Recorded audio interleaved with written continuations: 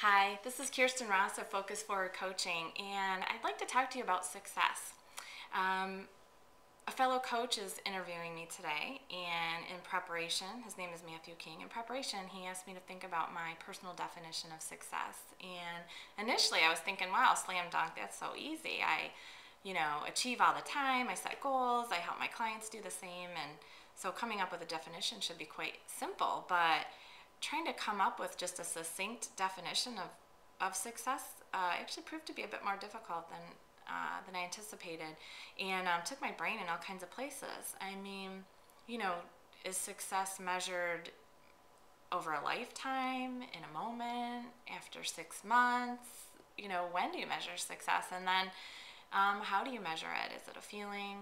Is it accomplishments? Is it material things? What is it? And so after this journey of thought over the weekend, I came up with this definition, and it's that success to me, I think it is measured in a moment, and it's finding that perfect blend of celebration and contentment over what I've already achieved towards my goals, coupled with the discontent of the desire to grow more, learn more, achieve more, be more. So those two things, one without the other, and you're kind of in trouble. So if you're forgetting to celebrate, you only have that discontent, that frustration of, I've got to do more, I've got to be more, I've got to figure more stuff out. And without the drive, you end up in a rut. I know you've heard stories of people, or know people even, who they reach a big milestone in their life, and then they have that letdown of, now what? And so I think, as humans, we just need both. We need to celebrate and but also have that kind of discontent, so we're not just kind of stuck and depressed. And then part of success, we need to have people in our lives, important relationships in our lives, where we're sharing our success, our experiences with like-minded people who are also energetic, achieving, adventurous,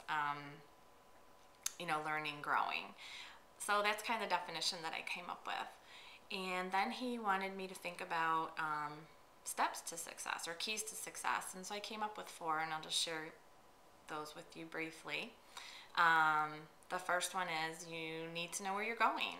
You need to have a roadmap for your life, some specific goals. So whether for you that's, I have a 1-month plan or a 1-year plan for my life. Maybe it's with your family, what you want your home to be like.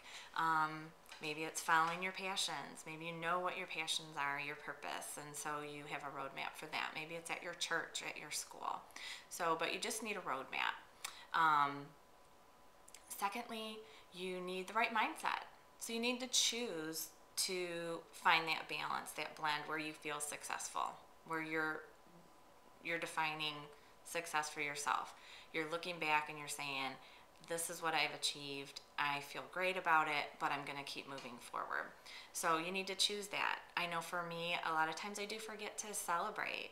I'm very driven, and sometimes I forget the progress that I've made. So I have to be really intentional about stopping for a moment. And celebrating doesn't mean like throwing a party with party hats and having 100 people over. It's just taking that moment to realize, pat yourself on the back and say, you know what, I rock. I've done some really cool things. Awesome. Okay, now let's get moving on. Third, you need tenacity. Life will throw you curveballs. Relationships will throw you curveballs. Work will throw you curveballs. There just will be challenges and hurdles, and tenacity is what will get you through. Without tenacity, you throw up your arms and you just quit. But tenacity, be tenacious. Be a person that is unstoppable. Be a person who just keeps moving. Okay, here's the next new challenge. What am I going to learn from this? Let me figure out a way and keep on keeping on. So tenacity. And then fourth is you need balance. I use the example a lot of times of the passion fruit, which is like perfectly named. The passion fruit is a plant that if you just leave it to its own devices will overtake everything else in your yard, in your house. So you need to like kind of cut it back and keep it reined in a bit. And we need to do the same with our passion, and our desire to achieve more. You need to put some boundaries around it and make sure that you have balance, that you're creating time for those great relationships in your life, that you're creating time for your own personal health, for personal growth, for your spiritual pursuits, whatever that is for you. We're meant to live lives filled with joy, and I think that we find that joy when we're tapping in and spending time in all the important areas of our life. So that is it.